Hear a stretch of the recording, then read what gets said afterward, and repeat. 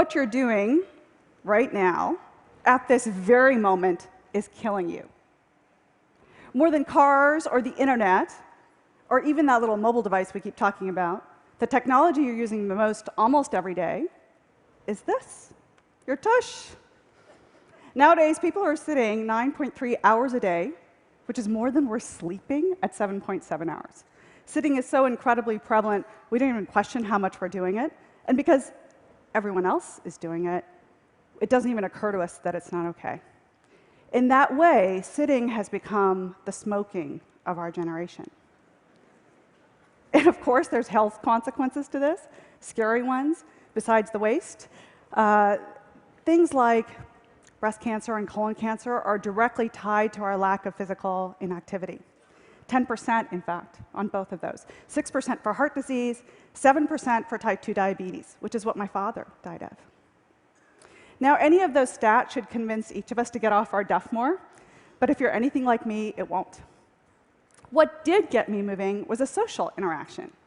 Someone invited me to a meeting, but couldn't manage to fit me into a regular sort of conference room meeting and said, I have to walk my dogs tomorrow. Could you come then? Seemed kind of odd to do. And actually, that first meeting, I remember thinking, I have to be the one to ask the next question because I knew I was going to huff and puff during this conversation. And yet, I've taken that idea and made it my own. So instead of going to coffee meetings or fluorescent-lit conference room meetings, I asked people to go on a walking meeting to the tune of 20 to 30 miles a week. It's changed my life. But before that, what actually happened was I used to think about it as you could take care of your health or you could take care of obligations. And one always came at the cost of the other. So now, several hundred of these walking meetings later, I've learned a few things.